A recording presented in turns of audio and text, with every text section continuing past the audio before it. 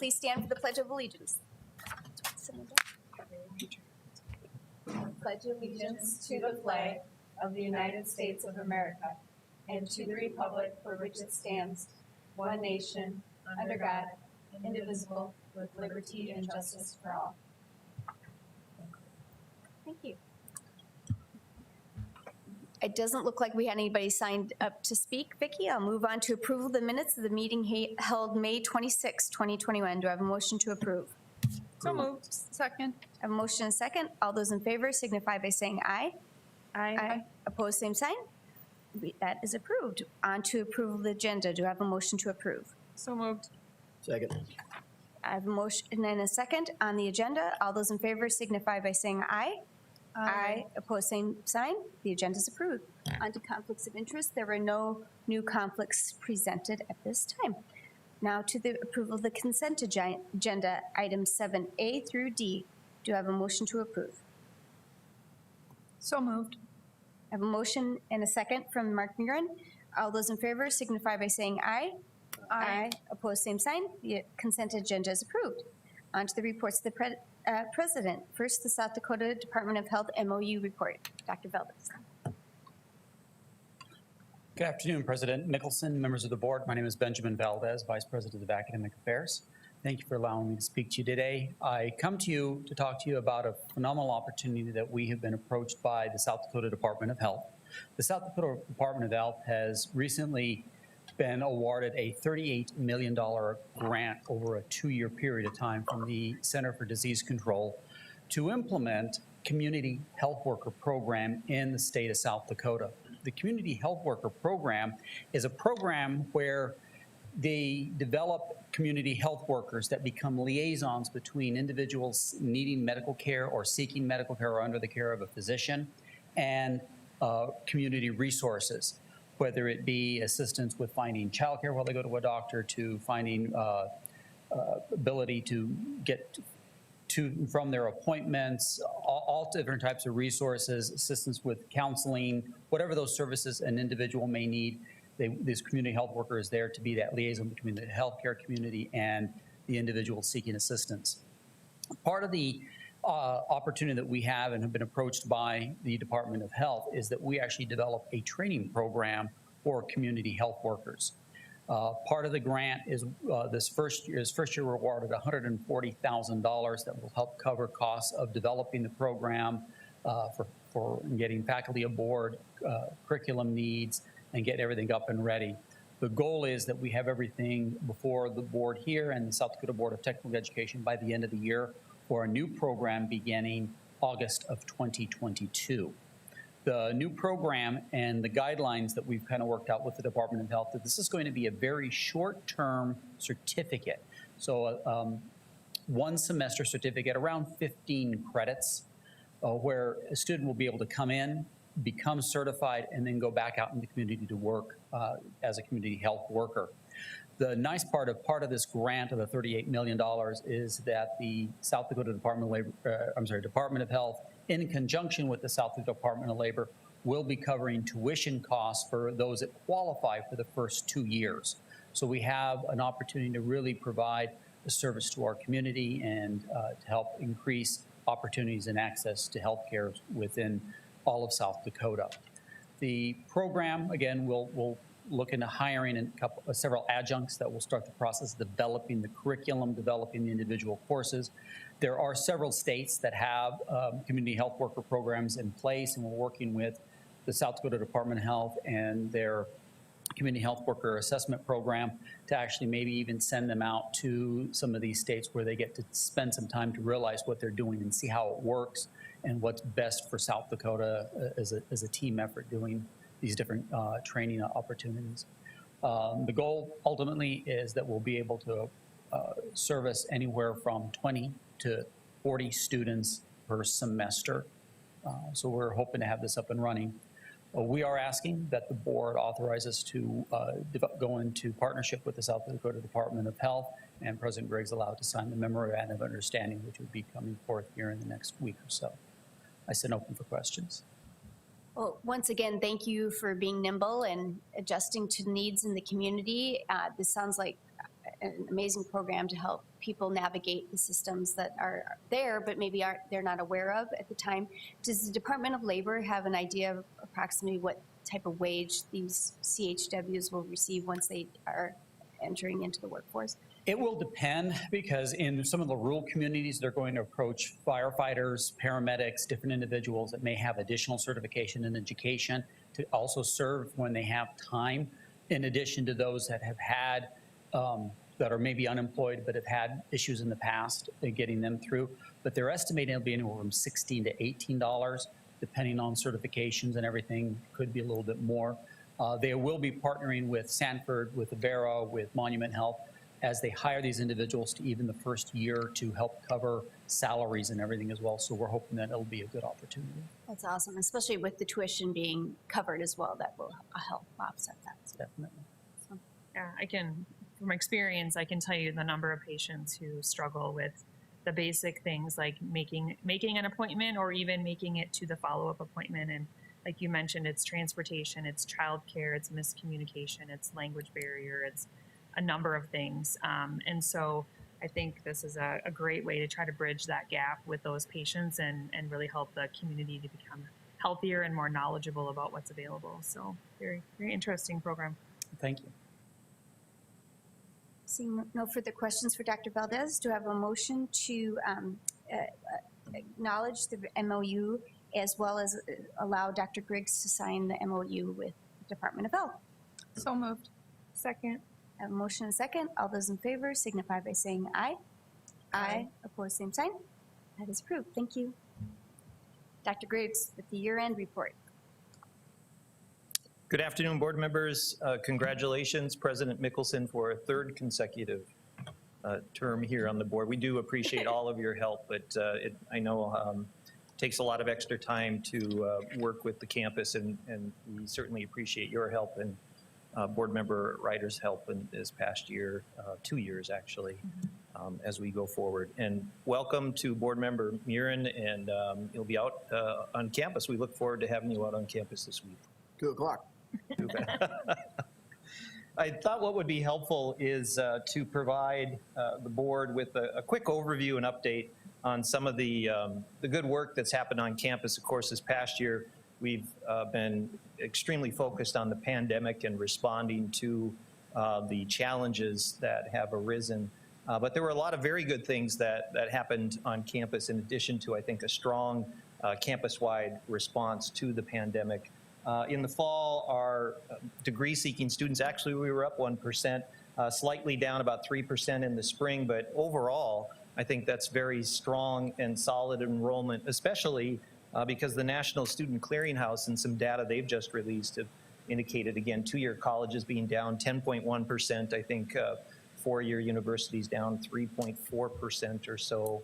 And so we're at, I think, going into fall 21 here is in a good position. If you look at who our students were, one of the more surprising outcomes again this past year was that we had 49% of the students are part-time now. When I started 5 years ago, it was 34%. So that number has steadily increased. And it really changes the dynamic, I think, in terms of and what we need to do as a campus to respond to the needs of those students. So we'll be talking with you in the coming months on some initiatives that are underway in that regard. Also a growing number of minority students that are on campus. Not a large increase this past year, but a slight increase, which is what we like to see, especially in a pandemic year. We're hoping that the good work that's occurred through the Avera Academy and Classrooms to Careers and some of those initiatives will also increase those numbers in future years for us. An important, often overlooked fact is that 14% of our students are from out of state. That was over 300 students this past year. And it's significant because if you look at our placement rate, very high this past year, 99% placement, almost full 100% placement. But 88% of our student graduates are staying in the state. So we are really a talent importer for the state of South Dakota, bringing in students from out of state. Those students having success here and hopefully staying here and furthering their careers. Our fall-to-fall retention rate increased nicely from the previous year, which is always a positive, which you like to see. I think that's one of the areas we'll be watching very closely as we see increasing numbers of part-time students. Typically, those students have more challenges than maybe traditional age students with jobs and families and other issues sometimes that they are faced with to overcome. Another exciting note this past year is we've had 5 consecutive years of expanding Build Dakota Scholarship industry support. So growing our industry support for our Build Dakota Scholarship. And I know last month we talked about our Build Dakota signing day with the photos there. And it was, again, another really well-attended and great day for our students and our industry partners. We also achieved some national rankings. We don't spend a lot of time talking about this, maybe as much as we probably should, but again, being recognized by the Aspen for 2021. A more recent recognition came from niche.com, which is ranking of best community colleges, and we ranked 33rd out of 853 two-year schools. So I think that's an impressive number. Actually, South Dakota had 3 schools in the top 50 in that ranking. And then also our LPN program achieved, and I think I've mentioned this before, but we're very proud of the fact that our LPN program ranked second out of 660 schools, I think it was, that throughout the Midwest. A very impressive ranking. Not to be outdone, our RN program ranked second in the country. They listed the top 15 schools in the country, and we were ranked second in terms of the RN program based on NCLEX and graduation rates and so forth. So the students are doing a tremendous job. I think our faculty are doing a tremendous job in healthcare, but not only in healthcare, but in all programs. And I think that's reflected in some of those national rankings. And maybe one that we're most proud of is that we were ranked 8th out of 596 two-year schools for economic mobility of our students. So students coming in where they start and then when they graduate and their economic or earning potential in terms of going forward. So that's an impressive number and again speaks to, I think, to the highly of the quality of the programs that we have. Dr. Valdez and the whole academic affairs team has been working very hard, and all of you have been involved as over the past 3 years. We have brought 10 new programs forward. We really have to take a minute to reflect on that because a lot of work that goes into approving those programs at the local, state, and then through the Higher Learning Commission as well. And I think one thing that I'm particularly proud of is the fact that we have worked very collaboratively, again, with our industry partners to bring all of these programs forward. And frankly, we would not be able to bring several of those programs forward if it were not for the help and assistance of those industry partners. In the on the slide, you can see the bold emphasis as an example in construction trades, we do not have a residential construction lab on campus. So we're working with Habitat for Humanity in the fall. We're working out an agreement with the city for remodeling projects and renovation of city-owned facilities to help, and our students will use those facilities as our own labs, construction labs. Also, telecommunications tower technician program is moving forward and now is teleconstruction. But that program, we are using Vicor training facilities, and we actually have a meeting with NATE, the National Alliance of Telecommunication Tower Erectors, I believe it is the acronym, and they are bringing in a large group, and Department of Labor is going to be there, and some out-of-state companies as well, working with Southeast and also now Lake Area Technical Institute is bringing forward an apprenticeship program. But how can we better market that program because of the high demand in that area? And then, of course, Vet Tech, we just had our signing ceremony, or I should say our ribbon cutting with the veterinary technician program, and we are using, with McCrossen's help and assistance, McCrossen's Ranch, using their large animal facilities for that program. And then Paramedic Science is just launching this fall, and we'll be using Sanford facilities to launch that program. So again, a lot of new programs, and I think that helps meet our mission. And our mission is meeting the workforce needs of the region, so how do we do that? Again, I wanted to bring special attention in a couple of photos here. The top photo is our Vera Academy students. That was taken last year, and then a more recent photo here of our classroom to career students at Washington High School. That was just taken this past spring semester here. And so those programs, there's some data for you thanks to Anna Fisher's help at Southeast Tech pulling that information for you together. And this was a program, as you all know, that we started to go after and hopefully improve those numbers in terms of the 34% of Sioux Falls School District high school graduates that do not continue on to any form of post-secondary education. And I think the numbers are impressive. You know, at Southeast Tech, some of those students, as you look on the slide, year one for the Avera Academy, so last year, 29% of those students graduating from that program came or enrolled next fall at Southeast Tech, but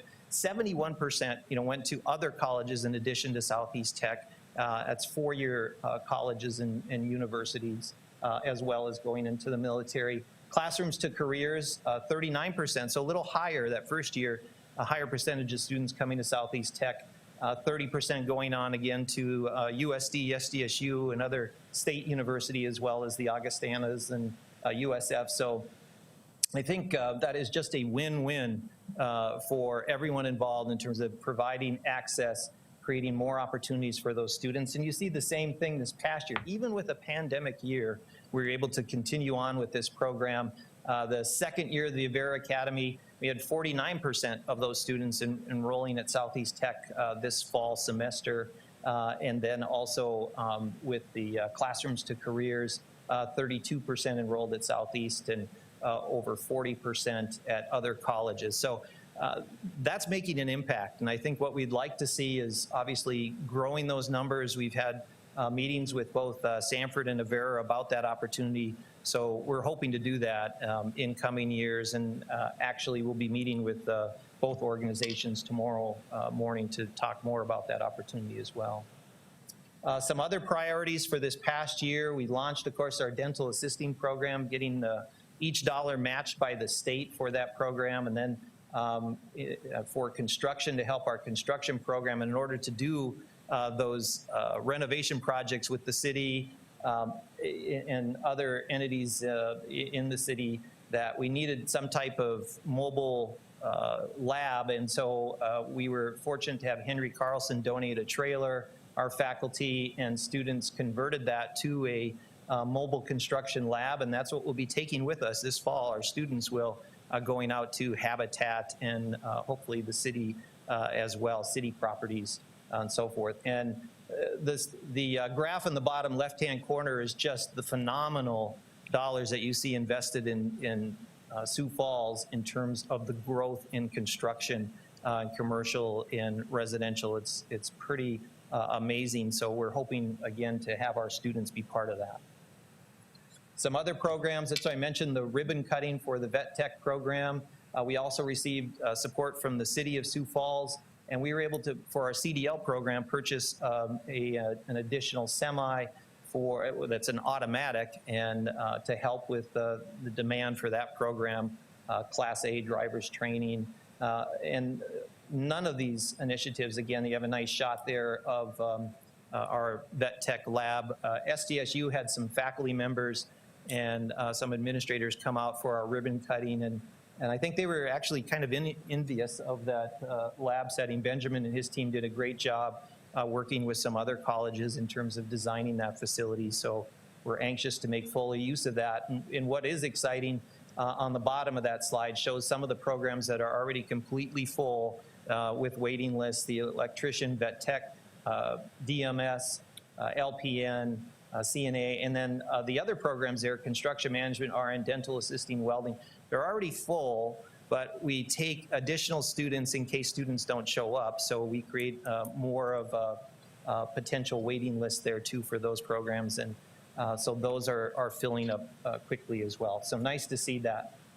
Some other initiatives will continue on now with working on the development we're calling phase 2 of Avera Academy Classrooms to Careers, which is really about expanding and outreach to our diverse student populations in the Sioux Falls region and area.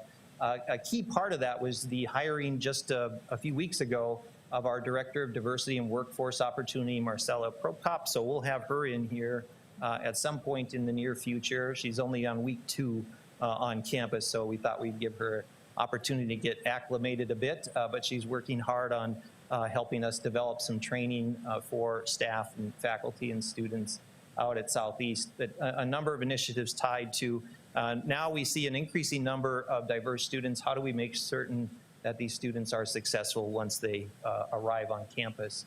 And some of the other programs that we've talked about, we're excited that neighborhood revitalization program, again, with the city and Habitat for Humanity.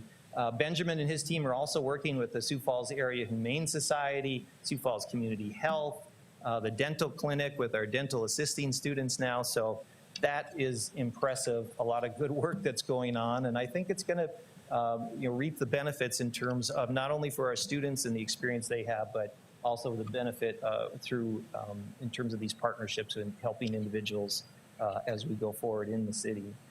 One of the initiatives, we had a large planning meeting today. I think we had 26 or so faculty, staff, administrators that were on campus. They're part of their leadership of our Futures Committee. And we talked about our work plan for the coming year. And so we had a retreat a few weeks ago with the VPs, and we developed with the help of Rick Melmer. And Rick, you may know, he's a former USD administrator, and also he leads the South Dakota Leadership South Dakota program, providing strategic planning assistance for companies throughout the state of South Dakota and working with aspiring leaders. And we've been very fortunate the last couple of years to be working with Rick, and he's been out at Southeast Tech working with our senior leadership. But we've also, again, just 2 weeks ago, had a retreat and developed our work plan for the coming year. So we shared that draft today with our Futures leadership team, and then we'll bring that forward in August to the whole campus. But part of that, one of the 7 initiatives that we have established for this coming year is the development of a new strategic plan. And so right now we are operating under a plan that was developed in 2016, and it was a 5-year plan, which I think has served us well, but we're at the end of that plan now. We've reached out to the Higher Learning Commission and our liaison as to whether or not we should begin the planning process for a new strategic plan, or if we should wait until after our comprehensive visit in 2023. And the individuals that we have consulted with from the Higher Learning Commission have all agreed and said, no, you need to keep the work going. You need to immediately, we'd encourage you to start working on your new strategic plan, even with the comprehensive visit coming in 2023. So we are going to do that, and here's a short timeline. I thought I would share with you some of the major objectives we'll be working on as we go forward with the development of this new strategic plan.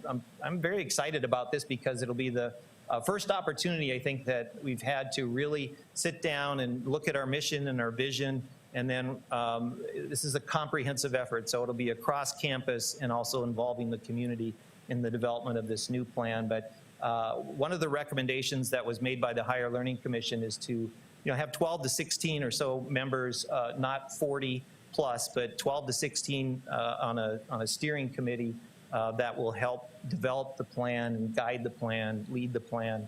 Also, one of the best practice recommendations was to select a facilitator outside of campus to help with that. And so we've approached, again, Rick Melmer to visit with in terms of his interest level and maybe helping us with the development through this coming year of that plan.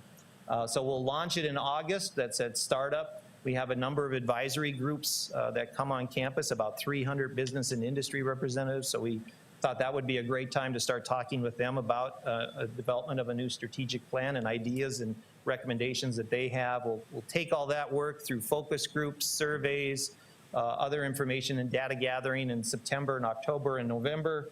And then in December, we'll pull together a group based on the information that we have and actually rough out a draft of the plan. So, and then taking that forward, that rough draft of the plan, sharing that in January and February with the internal campus, and then you all will be involved with that process as well, obviously. Hopefully, fingers crossed, but finalizing that plan in March And then ideally, we would like to share that plan externally in April, right before the end of the academic year. So a lot of activity there, a lot of work to be done in addition to launch of some of our programming and the development now of the new strategic plan going forward. So with that, I guess I would wrap up that my report, and if you have any questions, I'd certainly try to answer them for you. Thank you. What a great year. And I mean, 10 new programs in 3 years, that has to be almost a record for an institution of higher education, because usually 1 in 3 years is a kind of an accomplishment. But you always respond to what the community and our workforce needs in this area. So thank you, because we know that is not easy, and you're dealing with the governmental entity of the Tech Board and the other institutions in our state competing for those programs. So thank you for going forward with all of those and making it expert. Thank you for your support. And you really have to give the credit to Dr. Valdez, the academic team, for doing the work, because it's easy to stand up here and talk about a new program. Entirely different matter to pull the curriculum together, to do the research, and then to try to move it through the different levels that we have to move through. And not always are these plans for new programs received, I guess, positively. So we have to make certain that we're not duplicating other campuses, and when we may duplicate in other campus offerings, to show that the workforce demand is there and that this region needs those programs. And I think that's where we've been, very successful. So we've got some strong help and support on our tech board. Diana Vanderwoody from Sanford, she's a vice president there at Sanford, does an outstanding job for us, has been a strong advocate for Southeast Tech, so really want to recognize her help and support. And Dana Dykhouse as the chair is phenomenal. You could not have a better person and a better leader for all of the techs than Dana, helping us at the state level at the leadership. And again, thank you, Dr. Valdez and his team do a lot of the work. The heavy lifting that goes into that is done by that team. So thank you.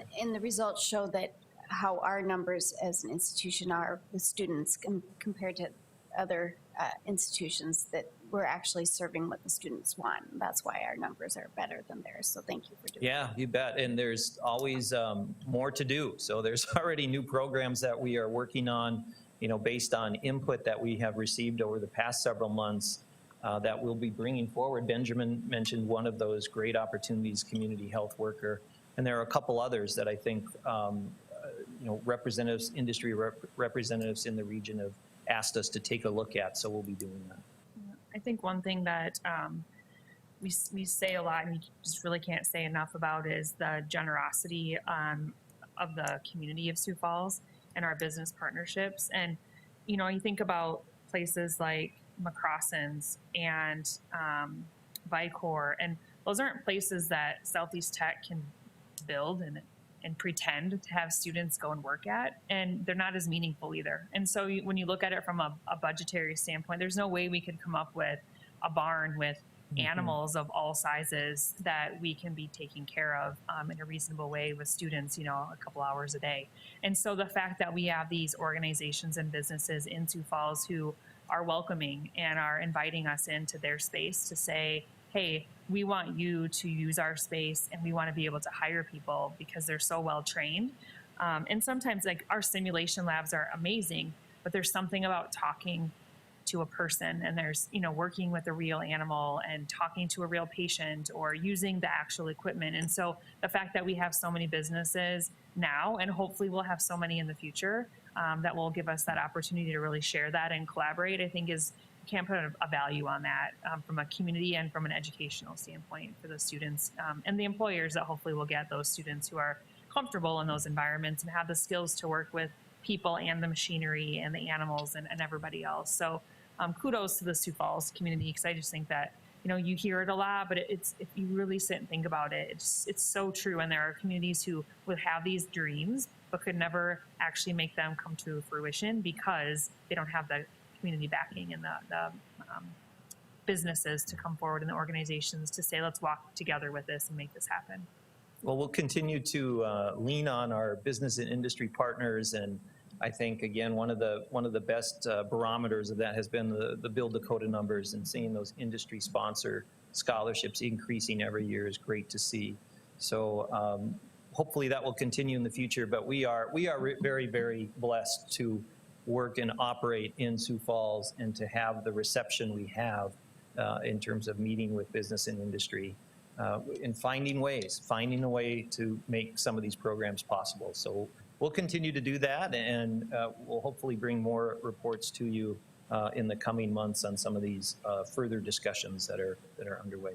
Awesome. Seeing no more other questions, do I have a motion to acknowledge the 2021 year-end summary report? So moved. Second. A motion and a second. All those in favor signify by saying aye. Aye. Opposed, same sign. On Thank the you. campus, thank you, Dr. Griggs. On to the campus technology report, Eric. President Mickelson, members of the board, thanks for giving me the opportunity to do a quick overview of a few projects that we got going on campus with our technology. Obviously, a lot of challenges right now with equipment, laptops, getting equipment here. So that's one of the biggest hurdle we have with all these projects we have going on campus. The first one I wanted to give you an update on is our campus classroom distance technology equipment that we're installing in a handful of classrooms on campus. We went forward and tried to select some high-used classrooms that not only are faculty and staff use, but also the public on campus. We have a lot of outside entities that are on our campus on an everyday basis. So we've chosen seven rooms across campus, some being larger rooms that can be used both for classes, but also for outside entities, as I just talked about. But also we've been working with academics on some of our smaller classrooms where we are going to basically go through and do some demo classrooms, outfit them with technology that we've discussed, but then being able to pivot if we need to, if there's other things that need to be added to it, didn't work, they want something else to it before we expand any more of these across campus. Our plan is to do that once we get these in place, obviously get feedback from our faculty, staff, and whoever else is using it, and then looking at different classrooms throughout the rest of the campus. So we have multiple of these classrooms in buildings, so they're accessible for others that need to use it. Just a little bit of a rundown on some of the equipment that's going in there, and I'll give you a high-level overview of how it's going to work. We're going to be adding some very large LED 85-inch monitors to those classrooms. We're going to be using the existing projectors that are already in there. We'll also be adding a teacher podium in the front with some of the same technology that's in this room with the touch screen to control all the technology that's in there. Multiple webcams, which will be mounted a lot like the ones that are in this room, but they'll be based off the size of the classroom. So there may be two in a regular classroom, one on the teacher and then one that goes out to the students. But then in our larger ones, there could be multiple ones depending on the size of that. The other thing that we'll be adding into there is audio, which will be broadcasted through the classrooms. Not as big an issue in some of the smaller classrooms, but obviously a big thing in our large classrooms that we got to be able to hear what's going on in there. And then with that, they have these new technology that's out there. It's a speaker array that, depending again on the size, there'll be different microphones that are in the ceiling, and then those can be programmed based off of who's speaking. So if somebody in the back of the room is speaking, whatever cam that's focused to them will focus on that person. So that'll be able to do that. So the nice thing about that is mostly across campus we use Microsoft Teams. We do have some people that are using Zoom. But with this, what we're doing is we're integrating it natively. What that means to Microsoft Teams. So what that will do is with the touch screens that are in there, faculty, staff can actually send their meeting request to that room. So when they walk in there, everything will be set. They can launch their Microsoft Teams class based off of the touch screen that's in there, and it'll be really easy for them. For the people that are using Zoom or WebEx or whatever it is, we felt that we needed to have that ability to, especially with the people that are coming from outside entities. So with that, it's all they have to do is connect a USB cord into the system, and they can use their laptop that's there. So the nice thing about this is that, like I said earlier, with the webcams that are in there, and then the large monitors and the projector. So envision the teacher standing in the front of it. They can share their content on the projector. up on the large screens that are in there, the students that are not on campus, they can, if in a Zoom meeting or Teams, it'll show them on that screen. So as this teacher is doing their lecture or whatever it is in their class, that the teacher will be showing to the people that are not on campus. But the nice thing about that is the people that are in the classroom on campus will be getting the lecture also. So if somebody from off campus has a question, it'll sense that, it'll put their picture up on the screen, they can ask the question, and they can still have interaction with the on-campus teacher and the students that are there. So the nice thing about this is yeah, it's, a lot of this came to light with the pandemic, but the thing that we've worked with academics especially is that this technology is not going to go away. What you can see what's happening is we have teachers now that are teaching both on-campus sections, and then they may be teaching the same section online. So a lot of times what they do is they teach the class, and then they have to go back and record or voice over their PowerPoint so they can share that out with their online students. With this technology that we're putting in place, what we're going to be able to do is have the ability, where we have the online or the on-campus section going on during the middle of the day. We could have the ability of those online students, if they're available, we understand that their schedules might not line up, they could log into the class, listen to the live lecture, be involved with the collaboration with the students that are in the classroom and off the campus. But the nice thing about this also is then the teacher will be able to, as they're doing that lecture, record that lecture so they don't have to come back and do it again. And the students that can't make that class that are online will have the ability to go and listen to that whole lecture that's out there. So I think it's a great thing that's happening. It's something we've wanted to do for quite some time. Obviously funding and other things that hasn't allowed us to do it, but I think we've got a good design in place, and we're hoping to get that in place before classes start in the fall, but it's all dependent on getting equipment here. So the next thing that we're doing that's going to also play in well with this is we're going to be upgrading our wireless network on campus. Obviously, we've had a wireless cross campus for quite a few years. We are going to update all our access points to the latest Wi-Fi standard that's out there. It's going to allow this technology to work. We feel that today with what's there, it would work, but this is going to ensure that it's there. It's going to give us more throughput. The bandwidth's going to be there. More devices are always coming to campus and being able to connect to it. So with that, then the expansion part of this is we're also, with this project, we're going to expand our wireless to our outdoor facilities across campus. Right now, it's very minimal. If you come to one of our parking lots and you park close to one of our buildings, you may be able to get access. But we're going to be able to we'll probably cover about 90% of our campus outside. What that's going to allow us to do is we have quite a few programs. Our surveying program, for example, our Hort Turf, they have outside labs. Surveying does a lot of their surveying outside.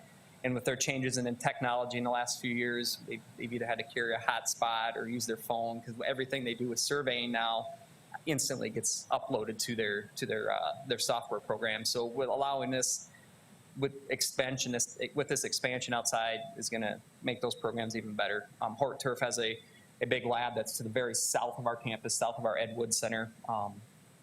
Something they've wanted for quite some time. It's going to give them access out there too. So that'll be a very good thing. And then with that also, we'll be implementing some software with network access control, which will help us increase our security. So when, like we said, we not only are students on campus, we have Board of Regents students that are on campus that use our network. We have outside entities that come in based off of how they're connecting to our network. It'll give them the access that they need based off of how they're logging in. So that'll be a really good project for us. In addition to that, we're also going to be upgrading all of our campus switches. Basically, it's the backbone of our campus for our internets and any bandwidth needs that we'll need. Something that in the past we've never been able to go through. We've been running switches for quite some time. We try to each year do different upgrades on them, but this allow us to have that infrastructure in place that's necessary to have this technology to work. This is the project that we're going to kick off first. Some of the equipment's already been delivered. We're still waiting on some of it. This one will ensure that the success of those other projects will be there, but we need to get this one done first. So what that will do is we'll be reviewing all of our access control levels. What that means, again, back on the security side of it, is depending what's plugged into a port or what's connecting to our wireless, making sure that those get the right access. So we'll be reviewing all of our security policies in place with that, with today's world, it's something you always have to do. We'll also be working with the vendor on this, so we'll have outside eyes looking at this to make sure that if there's any holes that we have now, make sure that we're getting closed on those. The last update I wanted to give you, and I appreciate you, there was a purchase order on our consent agenda today on some laptops. So each year we do student laptops, and then this year we also had in our budgetary cycle to replace faculty laptops. With our student laptops, what we normally do with that is usually about May, we try to wait as long as we can to see what our numbers are to order laptops for resale to our students. With the chip shortage that obviously most people are hearing, it's across everything, any electronics, a lot of cars that have them, there's a shortage in the chip side of things.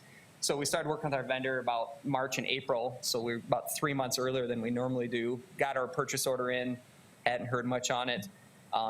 Finally got word last week from our vendor that they weren't going to be able to fulfill our laptop. It was just under 400 laptops for our students, so we had to pivot very quickly.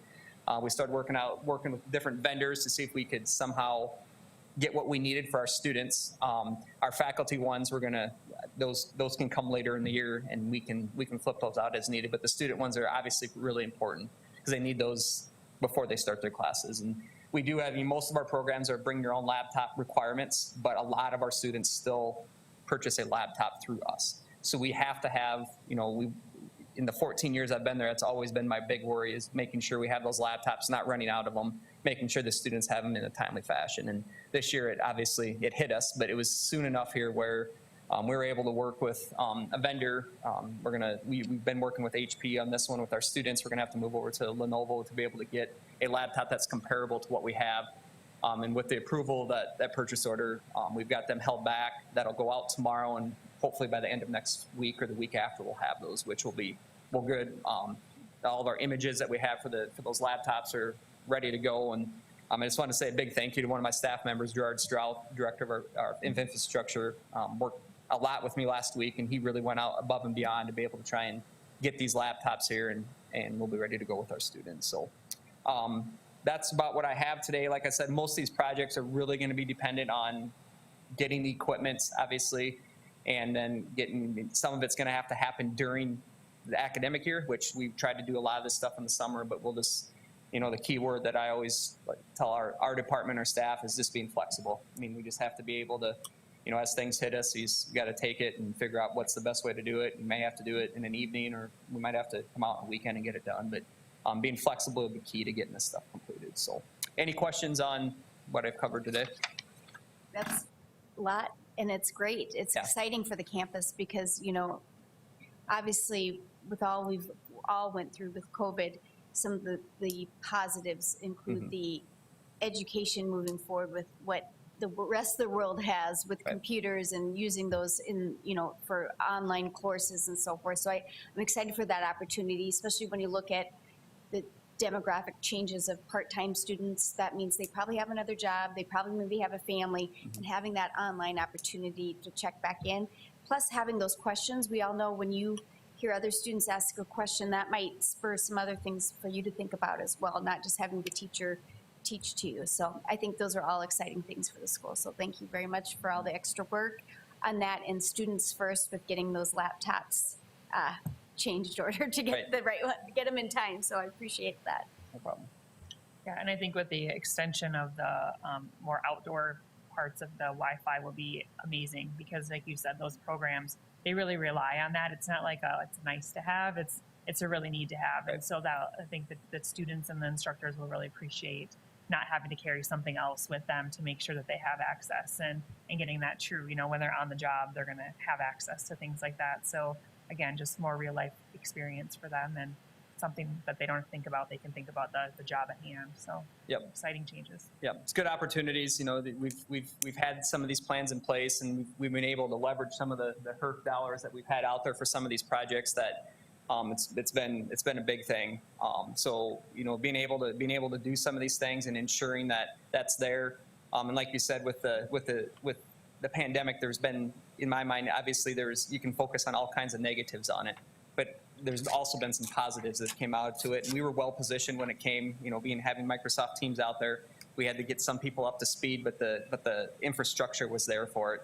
And what that's done is our faculty and our staff have embraced it, and they've seen different ways of how can we use it. And I mean, it's endless on the different ways of how our faculty are using it, and being able to have some of this equipment permanently in those classrooms instead of them having to haul stuff to classrooms and maybe having a speaker that's sitting in there or something else that's there. This stuff they'll be able to walk in, launch it, and it should work really smooth for them. So, thank you.